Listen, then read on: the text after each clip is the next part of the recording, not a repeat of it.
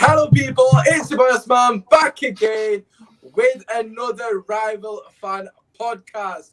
As always, make sure if you are tuning in live that you get your comments in.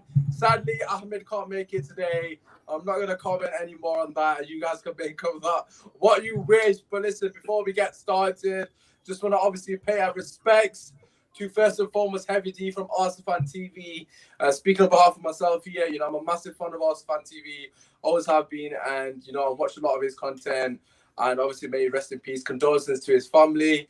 He seems like a character larger than life, and obviously, my best wishes to his family in these times. And also, of course, as everyone in the footballing world knows, RIP to the GOAT, the man himself, Maradona.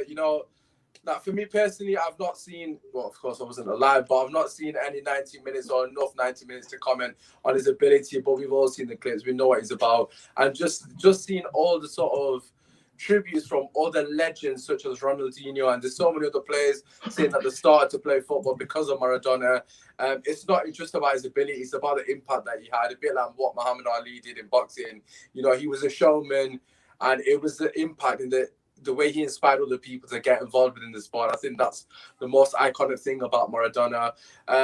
Sadly, it's the British news. They've got their own agenda, but we don't need to touch on that. I don't want to give them any more light because they're absolutely disgraceful. But listen, I'm going to pass it to Alex first and foremost. Obviously, being an Argentinian yourself, half Argentinian, should I say? Of course, your people have been mourning the death more than most of us. How are you feeling the day after the sad news? Not even gonna lie, it actually hit me a little bit harder than I thought it would. It's only a footballer, but then it's one of these people that you never think will die. It's almost you expect him to live forever and be eternal. But unfortunately, from the way he led his career and his life, that was never going to be the case.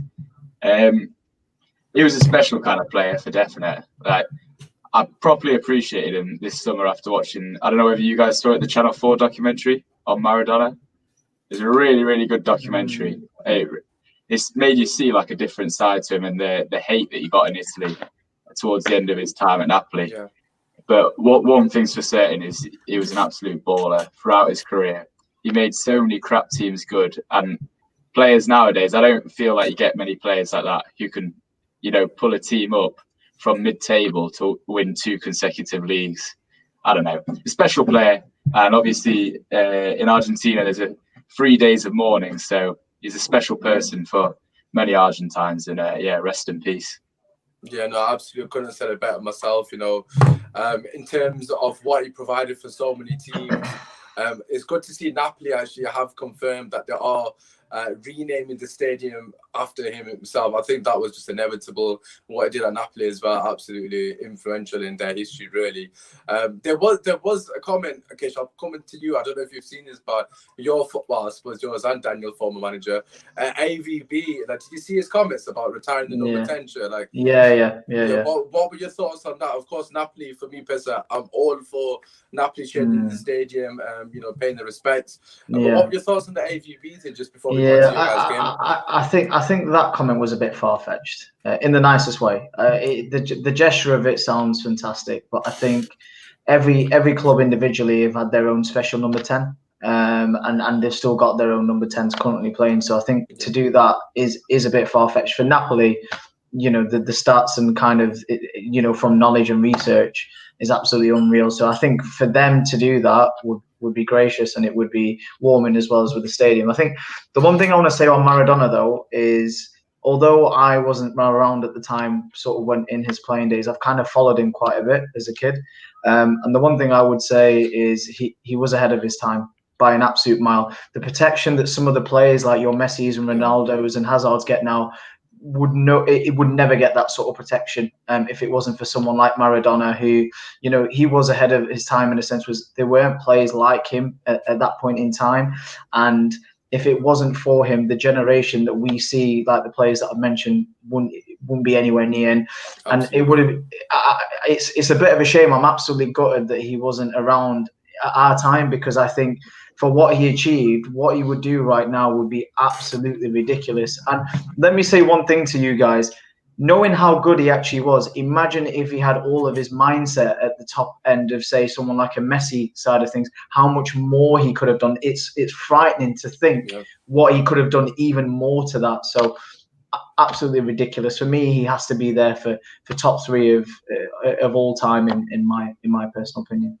Yeah, I don't think anyone's going to dispute that. Anyways, Daniel, just obviously, just quickly before we move on, obviously get yours and Lawrence's thoughts.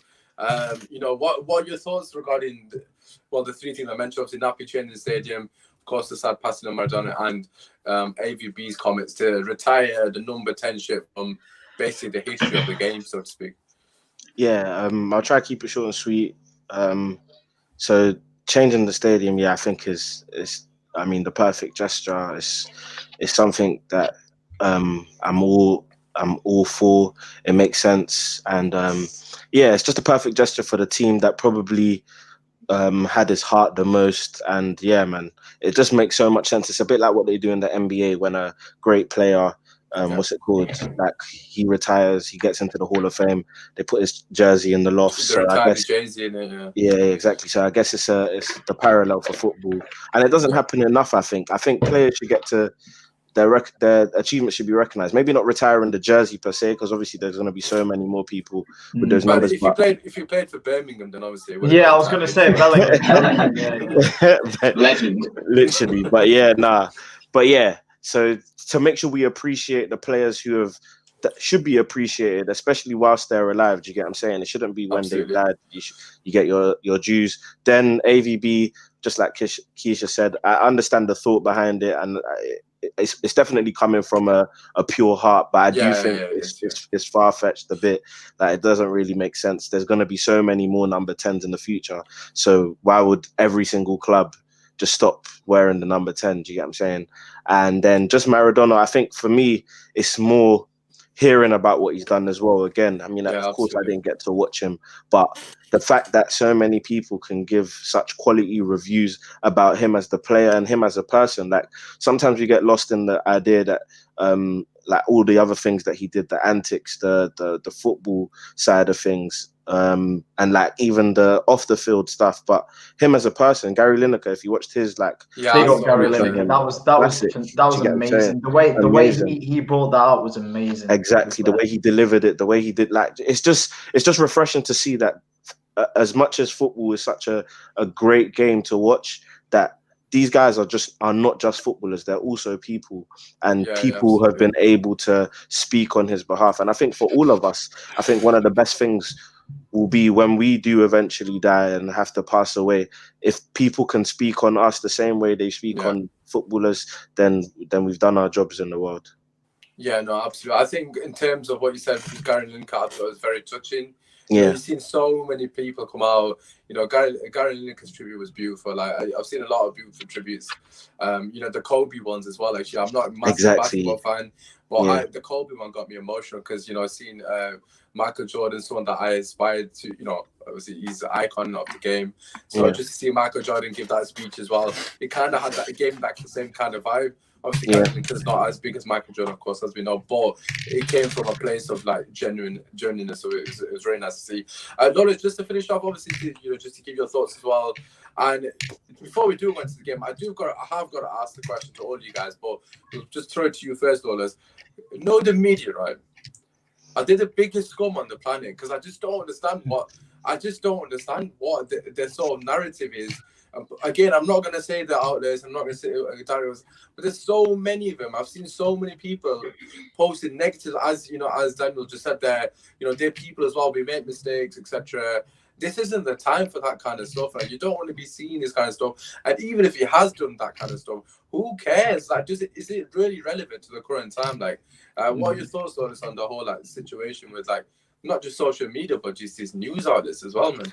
Yeah, that's what they've always been like. The way they say is negativity sells. So if you can find a negative spin on something and whip up anger, that's more likely to sell a newspaper or get a click. Is making people angry and stirring people up, which is, do you know what I mean? It's that's what they do. That is a big problem with the media in this country. I mean, I was born in '88, right? So I sort of grew up in the aftermath of '86 World Cup. Yeah, of course. So as growing up, all I ever heard and saw, like, there was no internet, so you're just hearing the negatives, like, of Maradona. It wasn't really celebrated when I was growing up, like in this country. It was just all like he was the villain. Of course. Yeah. And then as you get older and older and older, and then you come into the internet age and things like that, and you can now find out stuff for yourself and then see, okay, the actual class of the talent behind it. Then that's where you was able to see, how great it was. But back then, literally growing up, it was just he was the villain. He was public enemy number one growing up. So but then that goes back to the media, and they never really let it lie. So as far as like retiring the number 10, they can do it, like you said, for Napoli or something. Like we ended up retiring the number 6 for Bobby Moore. Yeah, of course, yeah. A few years after his death, but I wouldn't expect like every club in the world to retire the number 6 because they might not have that connection, just because he was like one of the greatest defenders of all time, of his time, his generation. I mean, this is something I said on Twitter, like the whole idea of greatest of all time, I don't buy it because there's just too many variables. It's all based on generations, isn't it? Really? Yeah, that's it. Because the game's changed. Exactly. That's what I mean. Like, as Keyshawn was saying as well, the lack of. I was just thinking about this today. Obviously, I was watching through all the clips of Maradona and the amount of people that are just kicking him. And I'll use Man United as an example. The amount of soft penalties that we've got this season, right? And bro, I'll be honest. I'll admit they're penalties because of the letter of the law. In this day and age, they're penalties. But if you actually take away this letter of the law, they actually embarrassing. Like the one against West. Again, I'm sorry to bring you up, but the Salah one against West Ham is absolutely disgraceful. That people are even saying that's a penalty, and that's how bad the game has become. Though. One of the craziest things I read was today, actually, Guillaume Balaguer's article on BBC Sport. Atletico Bilbao had a player known as the Butcher. He was called the Butcher. He was a centre half, and he purposely Maradona went past him a few times, and he purposely broke his leg. He broke his ankle from that trickery. And then the shit fuckery in that is the fact that he also kept that shoe, framed it, and kept it at his house as like a memory of the sort of player that he was. You would not. No player would get away. No player would get away with things like that nowadays. So that's Pepe got sent. Well, Martial got sent off against you guys for what? Yeah, like barely stroked his beard, and he got from Lamella winning the Oscars, isn't it? From Lamella winning. That's why you can't compare a Maradona or a Pele to a Messi or Ronaldo. You can't compare them because if you was to take Messi and put it in them times, it would be a different ball game. If you was to take Pele or Maradona and put him in, even what Lineker said with the weight of the football itself, the weight of the football was ridiculous in terms of what it is now to what it was then. And on top of that, the biggest thing for me as well is just the development of technology. Look at what happened when Wenger brought nutrition and diet to the league. Pretty much every season. Maradona was smoking, drinking, taking cocaine. Have you watched Paul Merson, all these guys? They talk about after a game, they take like a couple pints after the game. He stopped that. Yeah. No, literally. So it's like you can't compare the ages. It's so different. Absolutely. That's it. That's the thing. But you know what the thing is as well, and there was the whole I was thinking on this when I see the whole Peter Shilton article come out, and I know this is what happened. They went straight in. The media was like, "Oh, he's dead. Let's ring up Peter Shilton." And you know they want it instead of just he's got saying like it's so distasteful, man. Do you know what I think it is though? I feel like that's the narrative they wanted to get out of him, right? I don't think he was really rushing to come and say, condemn him in a way of like, they're like trying to ask it in a way of to get that quote. They know they want a headline they know exactly they wanted that headline from him, right? I didn't actually even read the interview. I see the headline and I've watched the interview. It's a disgrace. Yeah, you can see that's what they wanted to get out of it. Do you know what? That made you or something, guys. Gascoigne said, "Oh, that goal made you," or something to Shilton as a joke. But it's just it's very I just find it distasteful. Do you know what annoys me though about that goal is the fact that it's a handball goal. But they absolutely, Argentina absolutely battered England in that game. And then they all forget about the goal that he scored afterwards, which is the goal of the century. Yeah.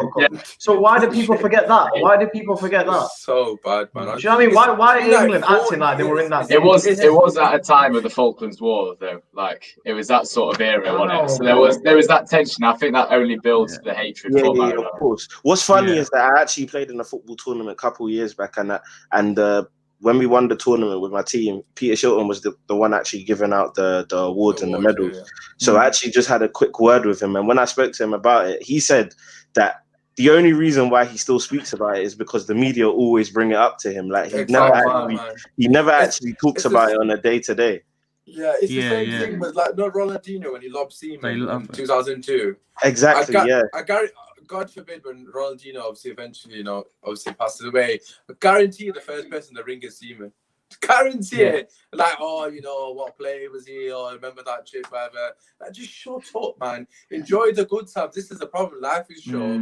You've got to enjoy the good times, man. That's it. You've got to celebrate people's life, not bring them down. And if you're one of those people bringing people down when they're no longer here to defend themselves, you need to have a look at yourself, because that's disgraceful, to be honest. Do you know what the thing is? If that happened nowadays, like, people wouldn't even really focus on Maradona. It'd be focused on the officials in that. Imagine if that happened today. I wouldn't even trust VAR to catch it out. I think I think it hit his sleeve, I think it might be. You know what would happen? Maradona would be playing for Tottenham and he'd score that goal against Man City. He did play for Tottenham.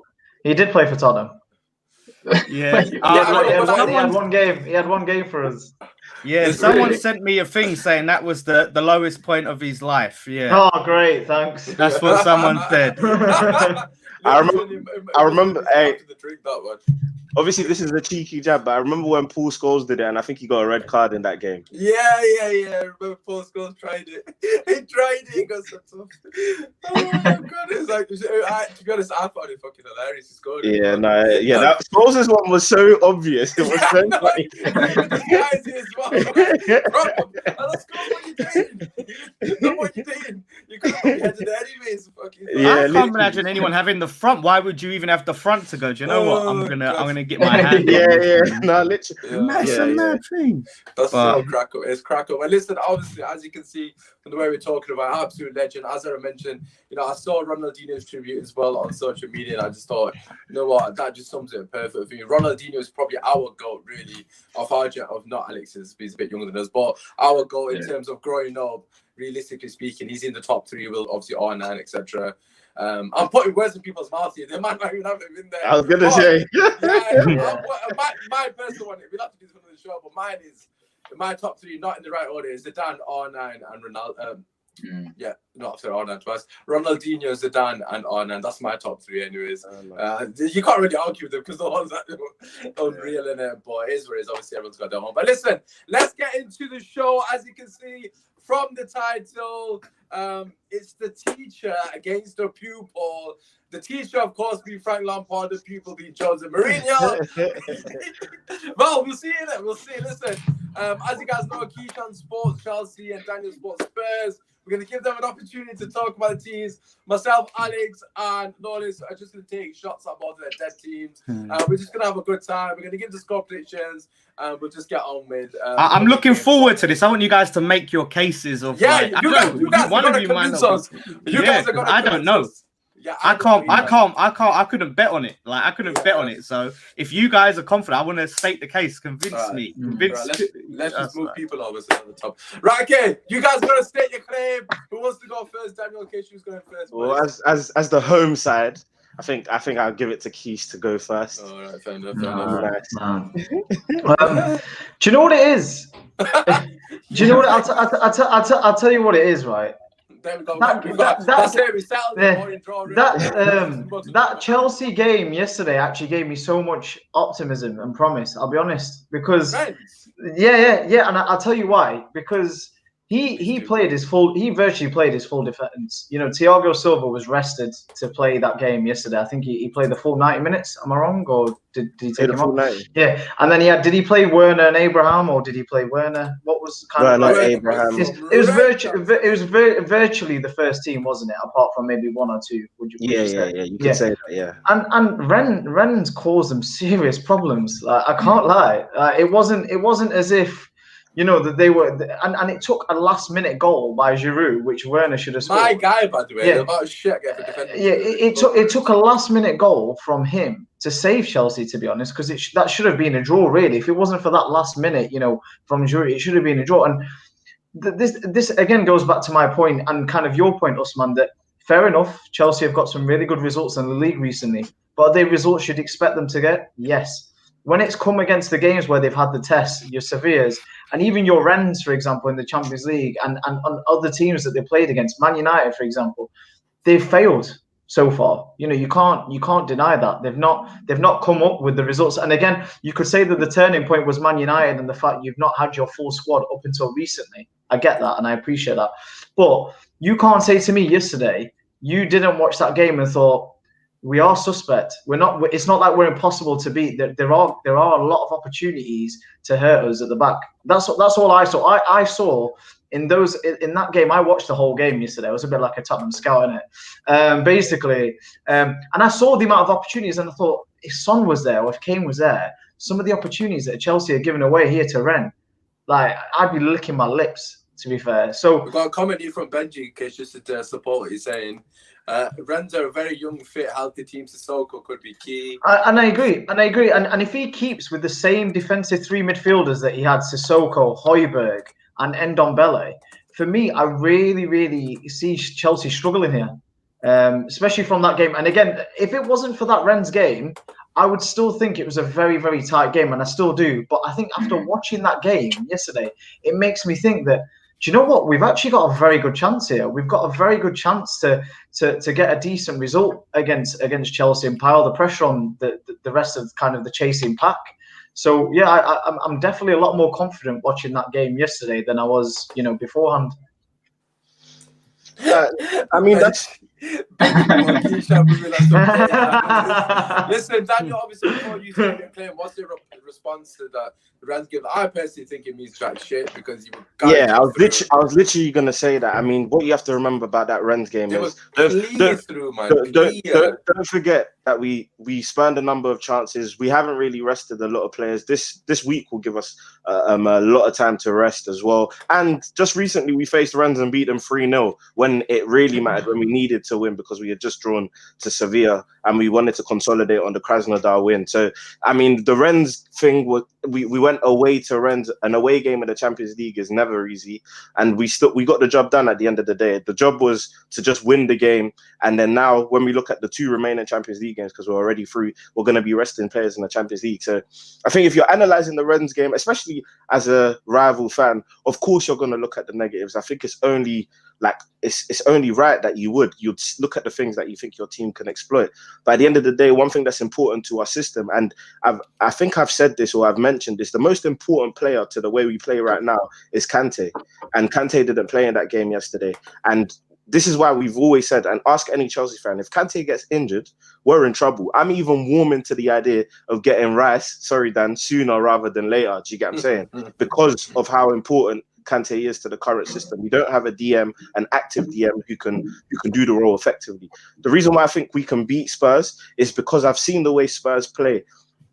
In terms of that Harry Kane sitting in deeper, I think that plays into Kante's hands perfectly because you have someone who's active, remember when we were talking last week about Rodri and the difference between Rodri and guys like Fernandinho and Kante?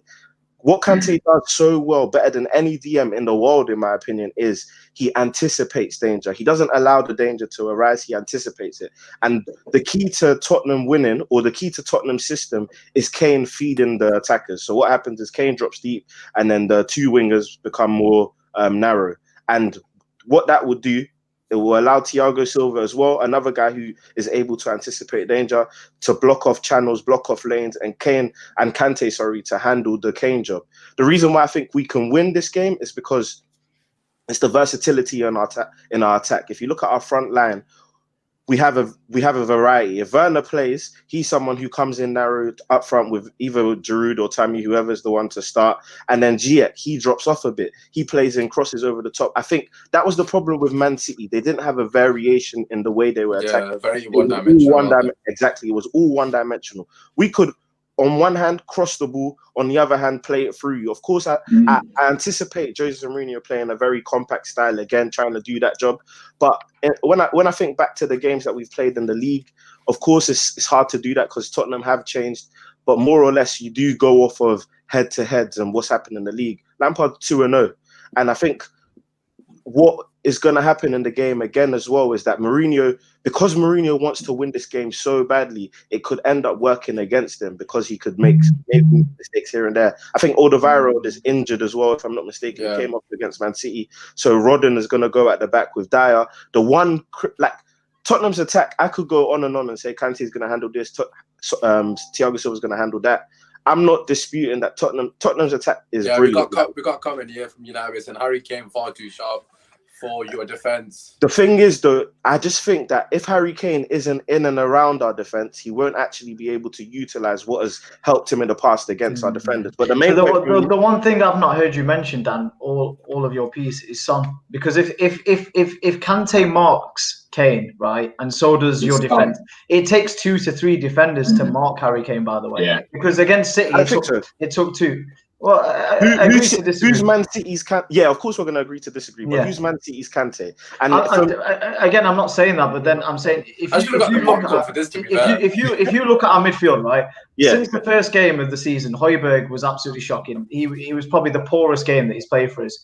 But since again, if Jose gets someone to absolutely remove Kante out of the game, you've then not got anyone in your team that can stop the attack. That's what I'm trying to say. So I agree, Kante is probably the most important player in your team for that game in the weekend, 100%, because if he man marks Harry Kane, he will get to him. I agree, he's probably one of the best CDMs in world football. And remember, Kane works on moments. He's someone that could be out of the game for so long and then suddenly come up with a goal. But again, you've got to think that if we manage to take Kante out of the game, then what? Right, listen, we're going to bring the other 2 lads in because obviously, you put your cases forward to next time. Quickly, the final point is very, very He loves having that last say. I think the key to the game, though, will be the players who make individual errors. And when I look at both teams and how they're currently constructed, you got Lloris, you got, do I trust Sergio Aurier? Do I trust Rodden, the new signing? Do I trust Dyer? In your back four, the only person who's been impressive for me is Reguilon, and I think he's a quality left back. Could you not say the same for your defense? Do you trust every one of your Our defense has been excellent all round. Excellent. 3 games, Thiago Silva. Kazuma. You trust Kazuma? Kazuma's been the best back in Europe. Like they're lost in North London. Just leave them. Listen, Alex, let's bring you in and then we'll get Lawless's thoughts and then we'll have a little cheeky little prediction how the game's going to go and then we'll do the score predictions. Right, Alex, what do you recommend? You've heard what both of them are saying. They're making good points about how they can potentially made good points. Kane, of course. What are your thoughts? Yeah, I think this game's going to be decided on whoever's going to be most tired after midweek. I think that's it. Because for these big games, you need everyone to be sharp. Because if Chelsea are at the top of their game, they could beat Tottenham. If Tottenham are at the top of their game, they can beat Chelsea. Now, the thing is, as Keith already alluded to, Chelsea played almost their first 11 yesterday. And it took a lot of energy out of them to get a win, right? So they're sapped of energy. They need to get on the recovery now. Whereas Tottenham, I've just had a cheeky look at their stats. I've literally just checked now. Yeah. Kane's rested. They haven't got Son's rested. Ali's playing. So Reguilon, Højbjerg, Sissoko all on the bench, and Eric Dyer on the bench as well. Yeah, so they've rested maybe 6 out of 11 players for the weekend. Yeah, and because they're playing on Thursday, I think that's going to be big. So I don't know. It's going to be a very close game, but I think it's all about the rest, and I can't call it, to be honest. I just feel like feel like Mourinho might. And I'm annoyed he started Ndombele. I've just seen that. Just saying, I've got it now. Yeah. Ndombele's starting. But then I think he needs the experience. Yeah, he'll take him off after half time, I reckon. Yeah, when you're losing 2-0. 60 minutes. Right, okay, let's bring you just before I should do, just to be not slightly non-biased. Arsenal are winning 2-0 against the mighty Molde. Nicholas They're back. Scoring. We're back, Pepe Rascliffe, whatever it is. Has he got both? Has he got both goals? No. Nelson got the second. Pepe got one. Yeah. Nelson got one within 5 minutes. Arsenal blow away the mighty. Molde, I keep forgetting they're playing against it. Ollie's old club, that. That's Ollie's old exactly. And Willock got 2 assists as well, so they don't need Ozil, obviously, before we just get that in there straight away.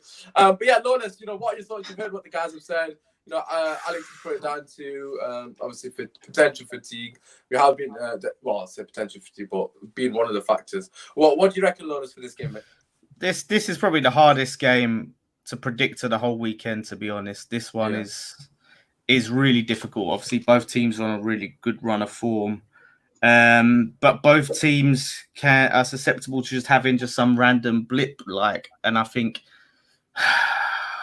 damn, I'm feeling like it could be a case of a draw. I'm feeling a draw in this one. I'd take that, by the way. I don't know. Don't you think at home though? I know it's a tough fixture, but Chelsea you want to be able to. Home, I think. I thought you said that. I don't know why. I don't know why you said it that way, right? Yeah, Daniel was like, It's courtesy. I was saying courtesy. Okay, fair enough. So it's at Chelsea. Yeah, okay. So that would be a huge point for Tottenham, I think, if they can go and get a draw. And I think if Chelsea do want to keep it close, that they really need that win, because Chelsea could obviously go above Tottenham with this win. So but then you got Ziyech is just on fire right now, and I think the thing is with Chelsea, they showed obviously with Giroud coming on, they've still got that plan B. They've still got that option to come on and change things if there is a deadlock and switch it up if the legs start to get tired at the end for Tottenham. So, and the fact that it's at Stamford Bridge, I'm definitely leaning towards a Chelsea win. I think if any team's going to win, it's going to be Chelsea. Interesting. I've actually gone for the other side completely. I do think I'm leaning definitely to a draw. I'm thinking 2-2 on the top of my head. But because it's at Stamford Bridge, I generally think you're going to sit back and just hit him on counter. I think Son will score first, then probably Chelsea will probably get the second. So it'll be 1-1. For large parts, and it's just going to be end to end. Yeah, Chelsea, I think it's going to be a close game. Chelsea going to control the game for most parts, and Spurs going to look dangerous on the break because obviously they've got quite a lot of pace. So I think it'll probably end up as a draw. It'll be a really good game for the neutral. I personally think it'll end up as a 2-2. But if I was to pick a winner, I'd probably just give it to Spurs 2-1. But it's not going to be much in it. I think it's going to be really close. Kish, what do you reckon? Obviously, in terms of how you're going to approach the game, obviously we'll give you a minute each, and then everyone can do the score predictions. I'll give them mine. I'm going to say 2-1 to Spurs. I'm just going to go for it. It's weird. One of the things I'm actually quite impressed with is I remember before the game against City, and Alex said that our defense was, suspect. Eric Dyer's record against, City is absolutely shocking. If Aurier plays, then it's an absolute loss. But again, I hope it's not just a one-game situation, but it seems like Mourinho this season has finally had that time of the training session to kind of drill it into these players. I mean, Dyer's performance against Man City was probably his best performance in a Tottenham shirt, if I'm honest with you, defensively. Anyways, the funniest. Sorry, can I just add the funniest thing in that game when he started pressing one of our players, and then he realised where and then he ran straight back. All the way back. Because he knows Mourinho was looking at him like, "What the fuck are you doing?" Like, literally, he didn't run backwards. He was just running laps. I know. And then and also Aurier for me was a bigger shock because defensive, my guy didn't do anything. Didn't do anything wrong. Yeah, I was a bit mad. That entire game, I was literally praying to God that he wouldn't put his foot in. Every time he got near the penalty area, and I saw Aurier in there, I was. He did that slide. Directly at the player, but just to block the. Yeah, I proper shit myself. He didn't even touch the ball, did he? Yeah. No, literally. Which player was that from Man City? Why didn't you just run in? I don't know, but I think Dyer got. I think even Dyer. Dyer got a yellow card. Dyer got a yellow card early on in that game as well. I was like, oh God, no, please don't do this to me. So yeah, no, fair play. He's got them drilled, and I think in terms of the analysis of the game, it will be very, very tight by both teams because, like I said, everyone talks about Chelsea's attacking football and stuff like that, but against United, it was about maintaining like your positioning and kind of staying defensively solid. And I do feel like both teams, in a weird way, is going to be like, we don't want to lose this game sort of thing, because there's so much on the line in terms of kind of pride and kind of the situation in the league. Even though it's early doors, I think it's going to be like both teams maintaining kind of their defensive positions. Right, so Kish, what's your score prediction then? 1-1. I'm going to go for 1-1. Are you going for a draw? You sounded so confident. I know that's in that whole pitch, and you go for a draw. I'm going to go for a 1-1 draw. I'm going to go for a 1-1 draw. Bottled it. Typical like, Spurs. You was giving me all that bullshit. I've gone fucking 2-1 Spurs. Fucking, I might go 2-2 now. Fuck this shit. Like, I don't see that many goals. I don't see that many goals in the game. I do. But you just said they can't defend. You just said I don't see that many. Which one? That's what I'm saying. 1-1. That's why I said 1-1. Right, Daniel. Try not to go on for long this case because, we have got other things to do with our lives. Yeah, so what are your thoughts, Kish? I did say he's going to 1-1 draw, which would be a good result for Spurs, really, away from home.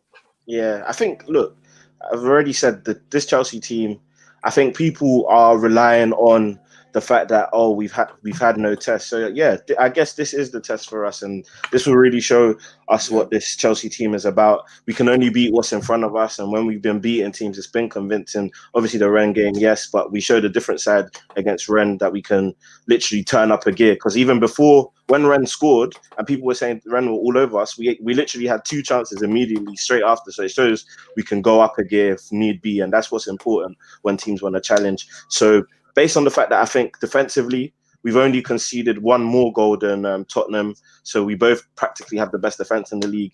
We have the best attack in the league.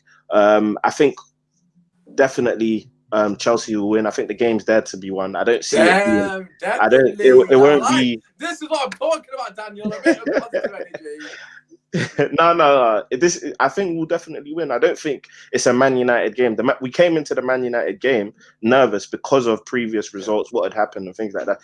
Totally different situation now. You got Reece James, who has been rested. Kante has been rested, and these guys are going to come in and be effective in this team. Do you get what I'm saying? So, and we have options. That's the one thing I just don't trust with Tottenham. If we score an early goal now, how do Tottenham change their plan? And I just don't see how they do that. I think my score prediction is I'm going for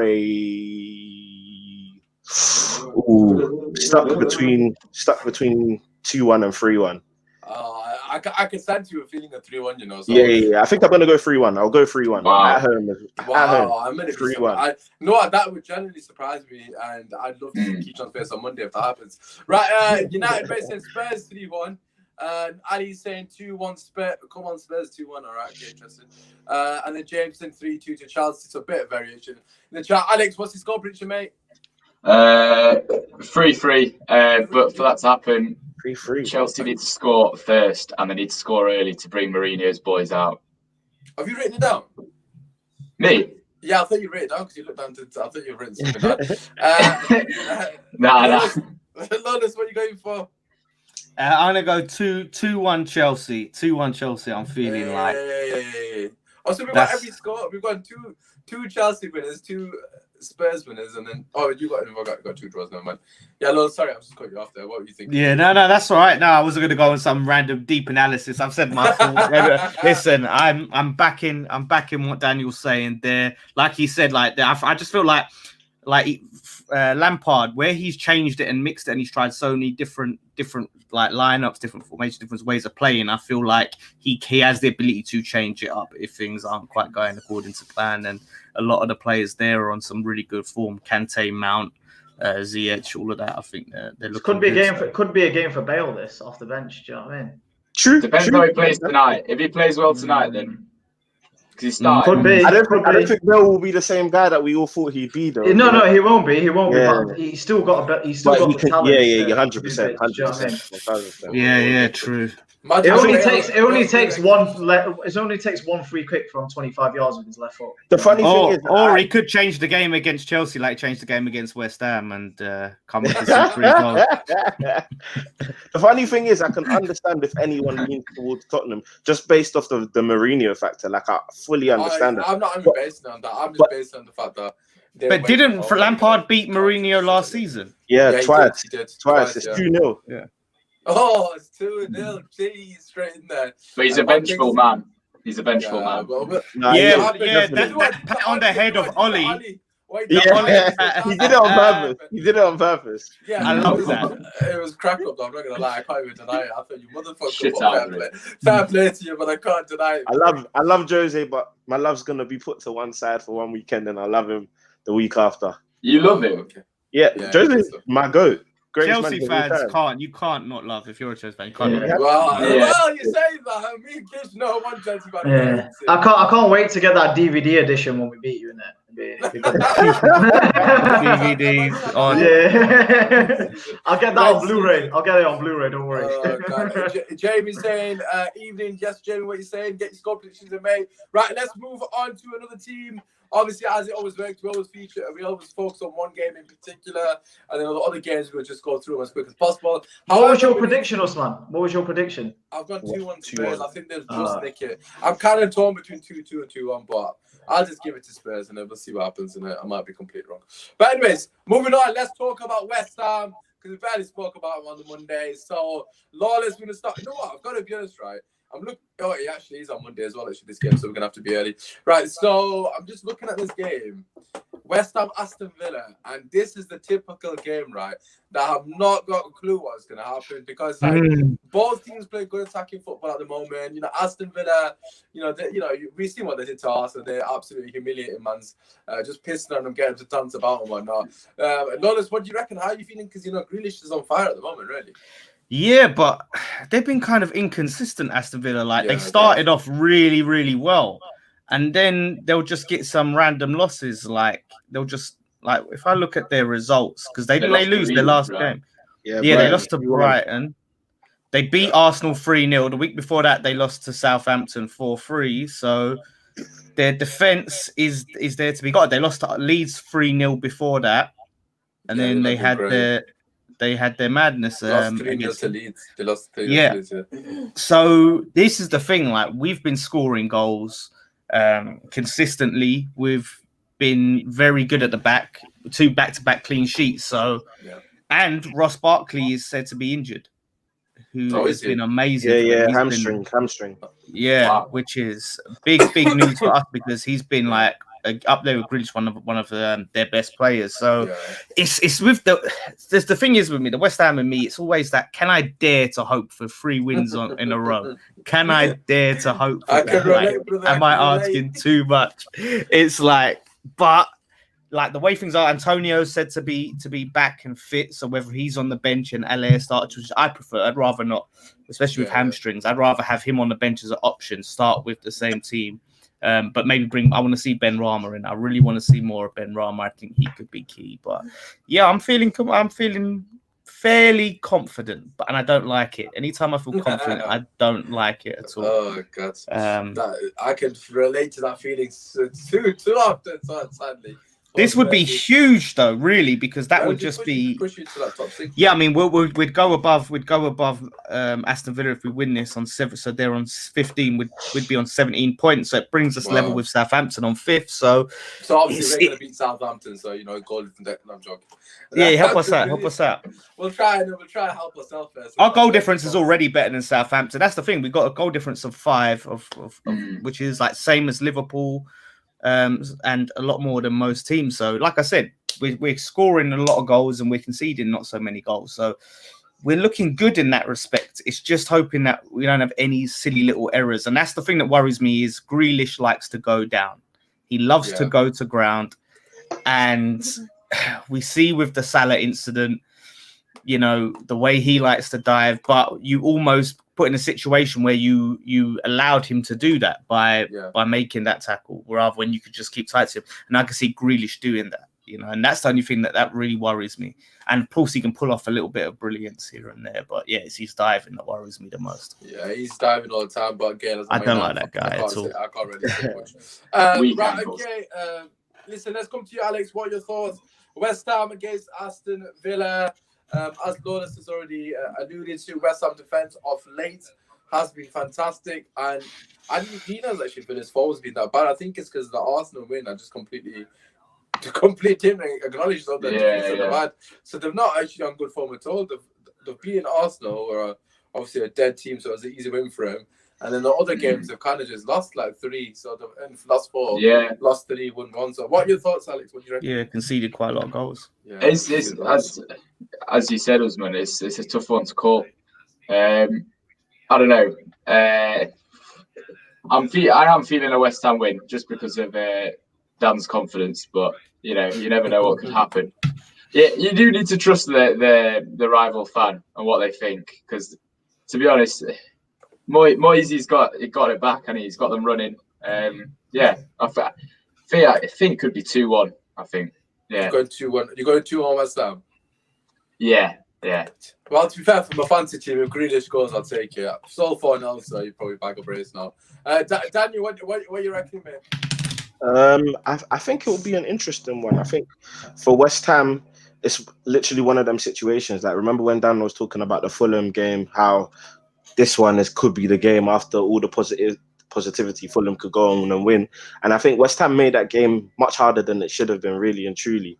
So it's like, now you've got a bit of confidence. You're playing good football as well. Moyes has got a formation and the players that he wants in his team on a game-to-game basis. I think West Ham fans maybe are slowly warming to Haller. You still got your criticisms here and there, but let's see what happens. That's what I was asking. I was tentative to say that, but the thing about Aston Villa is, 1 week they will be very, very bad, but the next week they will be tremendous. Like that's what's funny about Aston Villa. They're going to be that bogey team where you just don't want to catch them on their good day. That's literally what it's all about. And I just think that, because I watched the Brighton game, the full game, and what happened in that game is that they just got overexcited. They were playing such a high line, and they thought they were a big team. They should have stuck to what they've been doing well, stuff like that. So yeah, for me, I think, just based off the fact that who's home? West Ham's home, right? West Ham are home, yeah. Yeah. So I'm gonna go with the home team in it, just based off that. And the Barkley's just so critical, isn't it? Yeah. That Barkley and Grealish link-up is what's been driving them forward. Man. It's lethal. So yeah, man. And it's a bit like the Everton thing. When the first team players aren't there, when the first team players aren't there, they struggle. So I say West Ham win, and I'd go with 2-1. Go 2-1. Right, we've got a couple of comments here. James, 1-0 Villa. United, we're going 2-0 West Ham. And then obviously we've got a win from both Alex and Danny from West Ham. Kish, are you going something similar? Similar to what the guys have said, and I agree. Barkley's a massive miss for Villa. I mean, it's virtually the same team for Villa as last season without Barkley. I know Watkins is there, but even he's inconsistent. One game he'll look absolutely unreal up front, and then the next week he'll miss about 10 sitters. So I think they will struggle without him. West Ham, especially at home as well, with their form and having Antonio off the bench as well. They've got game changers in that team. So I can see it being 2-0 West Ham. 2-0. Right, I'm gonna go for 3-2 to West Ham.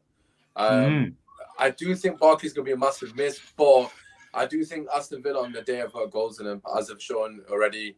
You know, they had a 4-3 against Leeds, if I'm not wrong. I think it was Leeds. But in general, they tend to do well going forward. West Ham defence has been brilliant, but as Lourdes has said, you don't know what's going to happen with West Ham. How long is it? I think what I've learned in the past, right? Every time I sign a West Ham play on fantasy football, they know what they're going to do well here. They're going to do well. They're so dead in fantasy football. They just end up losing the game. Like when you expect West Ham to win, they always seem to fuck you up. I don't know if Lourdes can agree with this, but it seems to always be the case. Like when you're like, West Ham will win that. When I look at the fixtures, and they'll just end up losing like random 3-0 or 4-0 or something. It's like, where is that come from? You've been absolutely brilliant. So you need to pick our consistent players. Yeah, like Declan Rice has been unreal. He was like man. Ogbonna. Yeah. I think for you. Oh, go on. Sorry. I was about to say, I do think they're going to win, but I think it's going to be a lot closer than people think. I think it'll be a tight game. I think Antonio off the bench will make the difference. So I'm going to say 3-2 to West Ham for me. Lourdes, you didn't give your score prediction. No. I'm feeling a 2-1. I think Villa will get a penalty. I just feel it, and there's been so many penalties in the league this season, and we do know that Grealish likes to go to ground. Can't stand that guy. But yeah, I can see that happening. I can see another goal for LA, which would be beautiful. Please give me another goal for LA. I need it.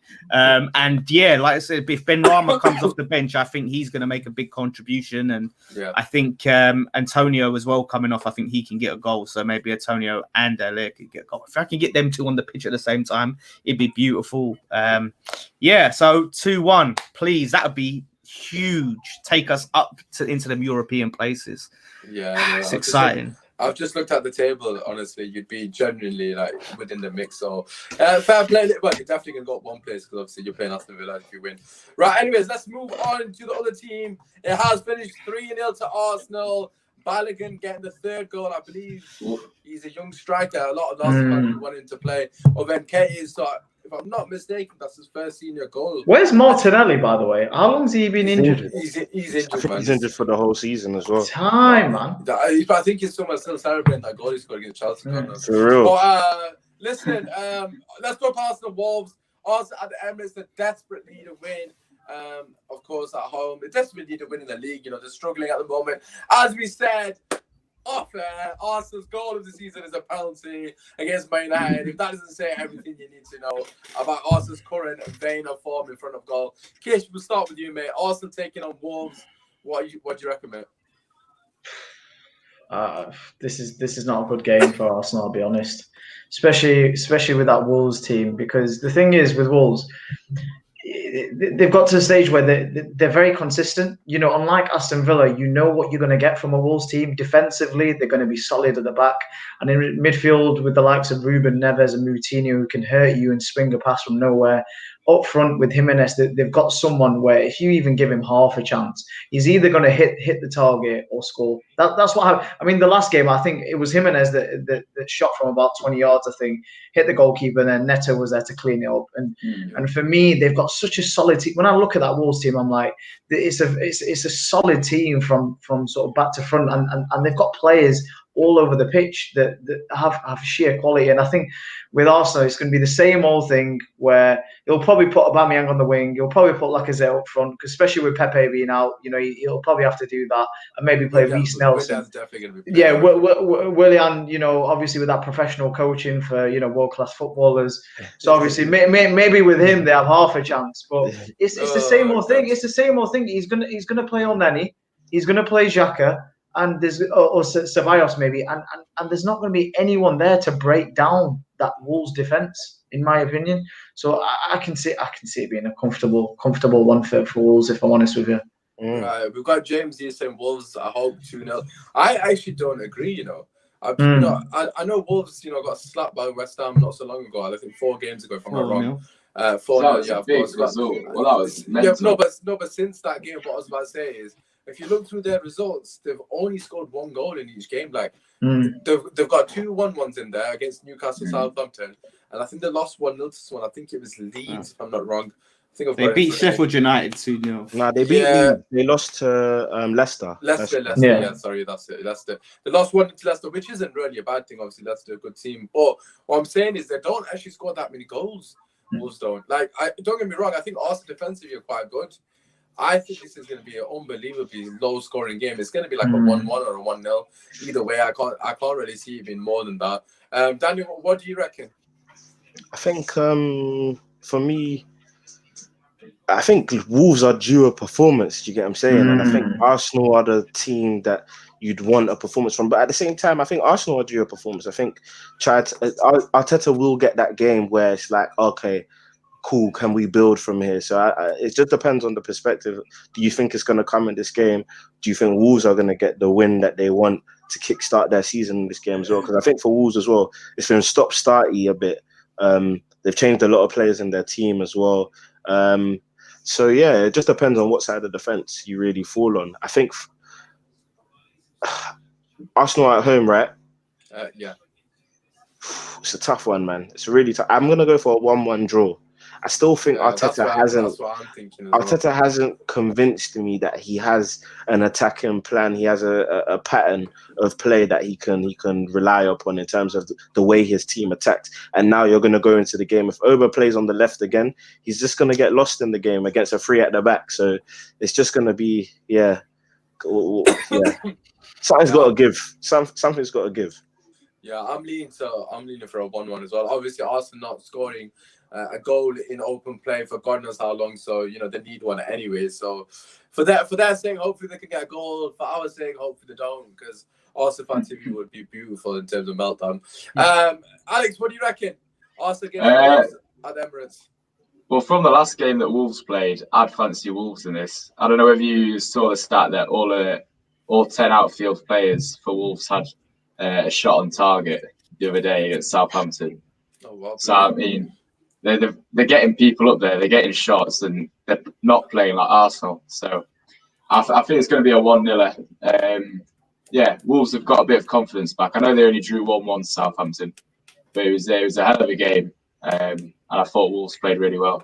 And it's because of their change in formation. I can't remember who was one of their defenders was injured or something, or couldn't play against Southampton, and it forced Nuno to play differently, and benefited them. Yeah, he went to a 4 at the back. They're not going to 4 at back, and God knows how long. But Lawless, what do you reckon? Wolves against your favourite London club, Arsenal. What do you think? I mean, look, Arsenal are back. They've just beaten the mighty Mould 3-0. How can Wolves hope to stop them? And the clean sheet as well. Yeah, and a clean sheet. I think Alex makes a good point. They are looking good despite their lack of sort of free scoring ability in games. The fact that they are at least getting more shots on target and things like that, and they are getting goals or potential goals from all over the pitch is good. But I can just see Leno having like the game of his life, like in this game. I can just see it, and I think it'll could be a frustrating one for Wolves, and I can just see it being another 0-0 on the horizon. And then, I can see another 0-0, and then they'll be like, well, at least we haven't lost 2 games in a row. We haven't lost, we're undefeated in 2 games, clean sheets back to back. Trust the process. I think that's going to be the narrative that is spun. But they really need to start picking up wins at Arsenal. They really do, before it really starts turning toxic. But Wolves are still a good side. They've obviously lost Jota, who's having the season of his life at Liverpool. But I think they're still a very well organised side, and they've got a good manager. So it's just the fact that sometimes, I don't know, traditionally Arsenal have always been stronger at home, right? And that's why it makes me feel like they won't lose. Like they'll get that draw. Yeah. So I'm going to go 0-0. Fair enough. Okay, quite a lot of draws. Just to quickly check a couple of Europa League scores from the English or the British teams. Celtic lost 4-1 to Sparta Prague. Celtic are irrelevant anyway. So. They are. Leicester drew 3-3 to Sporting Braga. It was 3-2. Sporting Braga scored in the 91st minute to make it 3-2, and then Leicester scored in the 95th minute to obviously draw the game. Wow. And obviously Arsenal beat the mighty Wolves 3-0. If you do care about those scores, I'm assuming most of us don't. We don't watch Thursday night, innit, Kish? We don't watch Thursday night. Anyways, moving on to the last 2 teams in Manchester. I'm not even going to bother with Liverpool against Brighton because I'm expecting them to stop. But we can do a score prediction for that, actually. Right, Man City, Burnley, sure. I'm just going to kick this off. I'm not going to dwell on it too much. 5-0 Man City. Straight to the point. I know people are shocked about that, but I'm expecting Man City to absolutely destroy them. Well, obviously, get hands to score prediction. Kish, what do you reckon? 2-0 Man City. Okay, a bit negative there. I don't like that. Danny, what do you reckon? I think it'll be 3-0. I say 3-0. All right, De Bruyne masterclass, obviously. And Alex, what do you think? This game doesn't count for him in his book. If he scores a hat trick, I don't care. I couldn't care. What's Burnley's form been like? They won They're recently. not great. They're They not won great. recently. They beat Crystal Palace on Monday. Yeah, but 1-0. they've I'll not been check. I'll great. check for First win you. of the season, wasn't it? The first win of the Yeah, They season. said James Rodriguez played like Messi in that game, so obviously it might be a bit lethal. That was their first win. Prior to that, draw, lost, draw. So yeah, They've got a goal difference of -8. yeah. Already. Okay, I'll say 2-0 City. I don't know who's going to score. Jesus and Aguero. Simple. With all that attacking talent, you just think he'll be 2-0? To be fair, because we haven't been scoring goals, have we? Behind Man City, enough. so obviously, it's a bit of a sick point for you boys. So yeah, it's a Lancashire derby. Oh God, what a dead derby, man! Deadest derby. The battle of the tier 3s. Oh, man, I've not even spoken about that at all. Actually, I don't know if you Let's not. Let's not. Oh my God, that's That is a joke. It makes absolutely no sense as well, by the way. It's It makes no sense. It's so sick. We leave it for next week to never see how we get on. Yeah. But anyway, I'm moving to Cornwall. That's all I'm saying. What is they got the scenes in it? That's why people need to get the team on in it. But listen, a couple of more games. In fact, no, don't listen. Not getting your score prediction. What are you thinking? Yeah, do you know, I'm feeling what Alex said about a 2-0 because I think Burnley will set up. They'll know that they're going against a team with a lot of attacking talent in Man City, and they'll set up to play to try and stop them playing and sort of sit back a bit. So I think they'll frustrate Man City a little bit, but I think they'll eventually break them down and get 2-0. Fair enough. I'm going for a very ambitious final. Anyways, let's move on to my team, Manchester United away to Southampton. If I'm not mistaken, we've got the best away record in the league. If I'm not wrong. Wow. Man United. Jeez. We've won all of our away games. We've not dropped any points away from home. We also won the away in PSG as well, like back to back basically. So we've not. I don't know what's happening. We can't get a point at home, but away we're brilliant at the moment. But anyways, it is what it is. I'll just start off. I haven't got a clue, but I know Danny Ings is injured, which is a massive plus for us. So for that reason only, the fact that he's injured, I'm going to say we're going to win this 2-1. If he was fit, we haven't got Lindelof and Wan-Bissaka. They're both injured. Luke Shaw's obviously injured. Wait, Wan-Bissaka and Lindelof are injured? Yeah, they got injured midweek against Istanbul, for fuck's sake. And are they definitely out? Ollie's going to confirm it tomorrow, but I'm pretty sure Wan-Bissaka's out. Walcott masterclass then. Oh, fuck it. Right, anyways, I'm just going to say 2-1 Man United. I've got to back my team. We've got Ali Saeed saying 5-0 Man United. Wow. James has said 2-0 Saints. James is a Man United fan. United mate saying 3-1 to United, obviously to Manchester United. Kesh, what do you reckon, mate? Do you know what it is? This is literally an Ollie game where after that game that you lost against Denver Bar FC, like you got a couple of good results and fans a bit like, oh, do you know we're only a couple of points behind now? And then Ollie's gonna come back again. Standard. He's gonna play one matter right wing with that pace. Daniel James Daniel James after his banger on the other day, he's gonna play him and then he's gonna be back down to. Oh wait, one second. Daniel James got more goals in Champions League than your whole club, mate. Why are you getting?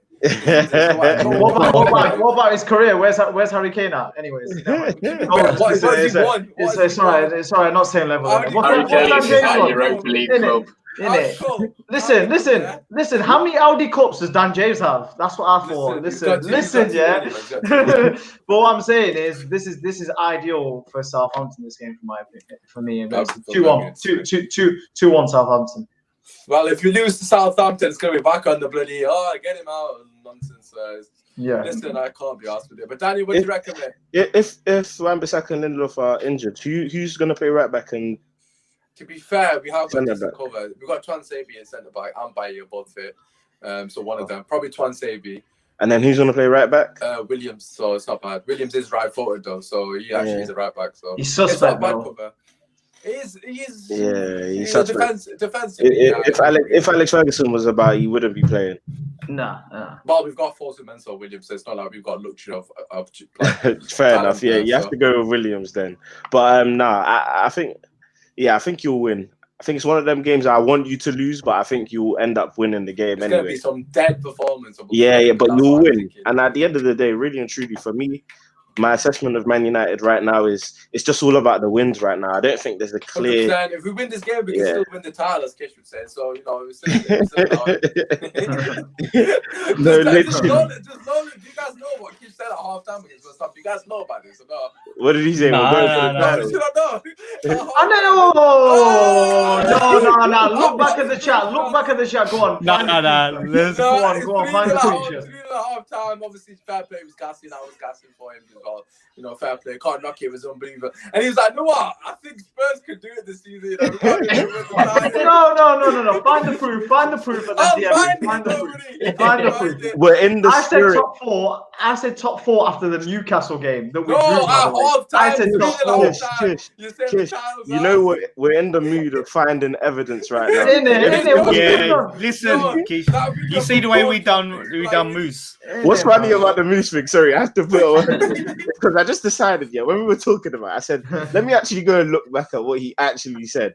And then I found the video, and I think I spent 20 minutes laughing before I sent it on. Laughing through the whole thing. He was thing. sat there with so much confidence as well. 100%.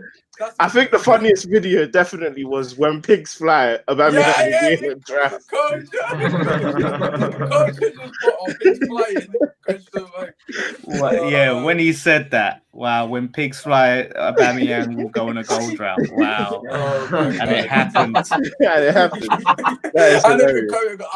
Coach just texted her. I'm saying, are pigs flying now? What question? We need to play that clip on the show when Moose comes on the show.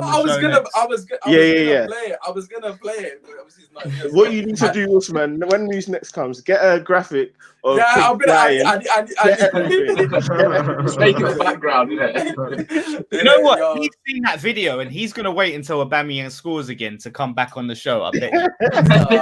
He'll be back on Monday. Nah, he'll be here next week. Yeah. I swear Let's just hope Aubameyang don't score on flipping. Yeah, literally. If Wolves beat them on Sunday, just know there's no Ahmed's just crying because I said to him, when he's like, come back, goes, I'm not defending Arsenal for you guys. I don't think anyone can defend Arsenal at the moment. Even he's like, oh shit. But listen, they deserve the humble pie, and it is what it is, isn't it? But listen, Alex, speaking of humble pie, do you think Man United fans are going to be back into the relegation dogfight alongside yourself and Arsenal? What do you think, mate? What's the score? I think it will be 2-2. Southampton will get a late equaliser. Last time. It'll make Ollie drop to his knees. There'll be a penalty somewhere in there for Man United. There's a penalty every game for United. It's unreal. It's insane. I don't know how you do it. Yeah. How many games in a row have you had a penalty? Well, can I just say it's got to be a record. Leicester have had more than those this season, and no one's even. Leicester have had one each game. We've had a lot. Wait, how many penalties have Leicester had? They've had one every game apart from that. I think. Do you know what it is? It's because one. They didn't have one against us. They didn't get any goals against us. But they've got 7 this season. So how many games? I think what it is. No, but what you have to admit that with Man United. Against someone, I can't remember. Oh yeah, no, they did. One, they got one against Leeds as well. He missed one and scored one, I think, if I'm not mistaken. The thing about United though is that one, it has come on, or it has led in from last season lockdown period, and then on top of it as well. A lot of the penalties, or let me not say a lot, but some of the penalties have been very, very suspect. It's like, that's why you take notice because a lot of them VAR should have never have allowed. Yeah, honest to God, I want you to tag me in the ones that you think are suspect, and I'll give you my honest opinion. I think the one definitely from memory. Some have been soft. I've openly said it, but. If you're speaking about soft penalties, Liverpool are the kings of that. Like, don't get me wrong. No one's denying that. Last season, when they got that penalty against Newcastle, 100%. That Salah dive was and Liverpool fans are telling me that it's a pen. Like, you taking the piss? Man, they didn't touch him. They're just blind, aren't they, Liverpool fans? So. Listen, it is what it is. But it's look, we get ridiculous amount of pens. That's why Bruno's gonna be my captain against this week on Fantasy Football. It is what it is. Right, Lawless, what do you reckon? Manchester United away to Southampton. Like I've already said, our away records, I think it's the best in the league. We won all 4, I think. And we've won in Europe away. We won in Europe away at PSG as well. Well, the Istanbul one. We did him in that one. Tembo violated us. But apart from that one, we've won 5 out of 6, I think. All good things must come to an end, man. All good things must come to an end. Like, this is the thing. I know, like, obviously someone was saying about Ings being out, and that is a big loss. But they've been able to get goals from all over the 11, you know, whether it be Ward-Prowse or Romeu or Adams or it's Walcott. Armstrong for me who's going to score against us. Yeah. Because that guy, that third man run, our players don't look at third man runs. Leave him. If Lampard played against us in his peak, he'd kill us, basically, at the moment. Because we don't follow third man runs. So if you watch Armstrong will score, I won't be surprised. Check this stat out, though. Che Adams this season, every game that he's played, he's either got a goal or assist for Southampton this season. Every game. Every game. They're on fire. I don't think they necessarily need Ings to beat you guys. But again, like obviously, very good performance the other day, 4-1. You know, you had again. Was it? They had another penalty in that game, didn't they? Another penalty, but Pogba as well was in that game. I think did Pogba score? Which game are you referring to? Pogba hasn't scored this season. He hasn't scored this season, or did he get an assist? Because that's what he got that fat assist where he like went past three people. He's got an assist for on the byline. Greenwood, thinking we only got 2 assists in Champions League. He's not doing anything in the league yet. Yeah, not in the league anyway. In the league, he's got 0 goals and 0. Oh, that was it. No, yeah, Rashford obviously. Yeah, Rashford got the pen. That was mad as well. Fernandez giving up the hat trick as well. Pogba's basically been dropped now, isn't it? He's injured. Oh, is he injured? Okay. Yeah, we've got about 5 injuries. No, look, this is what I mean. Liverpool fans, right? Everyone's going on about how many injuries they've got in their petition. Don't get me wrong, they've got huge injuries, but all of our back four's injured as well, apart from bloody Maguire. And then obviously Pogba's injured as well. No, but the difference is you've got Tears as well, and Tears I think is the starting left back. He is good. Like I know, but I'm claiming it as an injury. Fair enough. Fair enough. Liverpool's one though is actually is like it's ridiculous. Done something. Listen, I can't say what I want to say on camera, but it's we'll say it. All I'll say is Liverpool's injuries matter more just because they're better players, isn't it? It doesn't really affect Man United. I think Pogba wouldn't get in your starting lineup right now. Pogba wouldn't get in your starting lineup right now for me. Trent's not better than Wan-Bissaka for me still, so it is what it is, isn't it? Oh, you think so? Trent should be a right winger. He can't defend to save his life. I'll send you a 5 minutes of him getting violated by everyone. He can't. I'll tell you what. Wan-Bissaka last season when he played against Sterling, he bullied Sterling, and he's one of the only players to bully Sterling. So. Yeah. Wan-Bissaka's bullied bloody Mbappe and Neymar, man. Come on, don't worry about this. Walcott's going to be 50. Oh, what is the injured one about? Walcott would have not had a flipping anything. But it's not yeah, I just think it'll be another draw. I'm going for another draw. I'm going for a 2-2. Listen, I honestly won't be surprised if it's a draw at all. I won't actually be surprised. I do think there'll be like a little last-minute equaliser for Southampton. Hey, same. Yeah, I can see it. I can just see it. There has to be a Man United penalty just for the banter. Like it has to happen. To be fair, that penalty Bruno scored on the week was unreal. And have you seen it, Alex? That penalty Bruno scored against Istanbul. What did you make of it? Decent in top corner and that. I